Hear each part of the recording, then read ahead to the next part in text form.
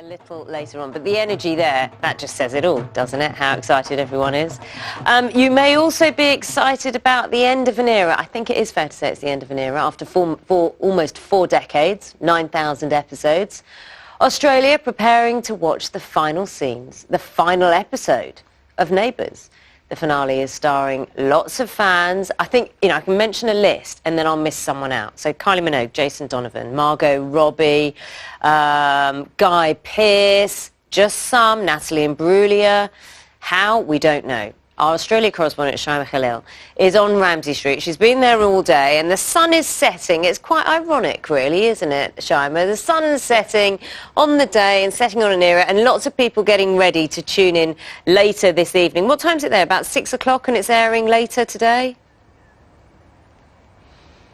That's right. The sun is setting on Ramsay Street and the fans here in Australia are getting ready to watch the last episode, the finale, to say goodbye to Australia's longest running soap opera. And let me just take you around. This used to be at Mrs. Mango's house, and now it is David and Aaron's house. And this, of course, was such an iconic moment because it was the first same-sex marriage on TV, and it ran on Neighbours right after gay marriage was legalized in the country. And just over here is Tony's house as well. And if I take you over there, this is where the Kennedys lived. And earlier I spoke to a very lucky couple, super fans, who get to spend the night, actually 2 nights here, and watch the last episode.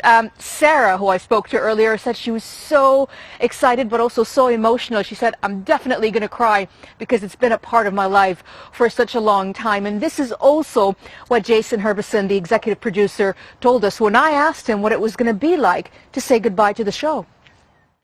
I think that the audience in the last few months since the news has come out, they've kind of given us a big group hug.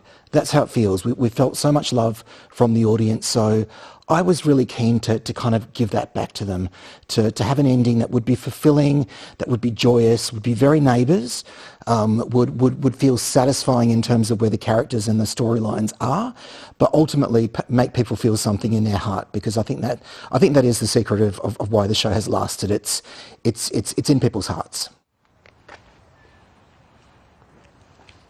It is in people's hearts. And let me just show you over here, that used to be Paul Robinson's home, Stephen Dennis, and I spoke to him as well when he was filming the last episodes of the show, and I asked him what it felt like to say goodbye to Paul Robinson, his character. I think it's all summed up in one word, and that's entertainment, because it is. It's a show that takes the audience on a really good journey every single episode.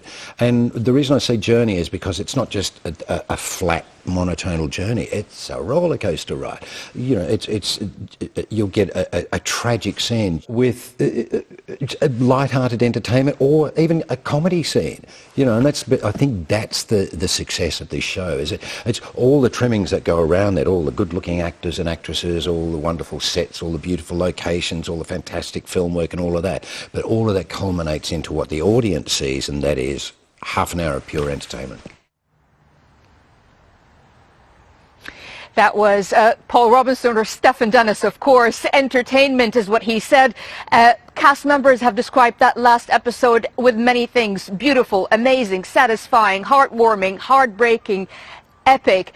It's sure going to be a big moment for audiences here in Australia and, of course, in the UK, as they say goodbye to characters and a soap opera that has lived with them for nearly 4 decades. I think it's going to be emotional too. Shaima, always lovely talking to you. Enjoy it wherever you're watching it this evening in Melbourne. Thanks very much, Shaima Khalil, there for us. You are watching Breakfast. The time now is 8:59.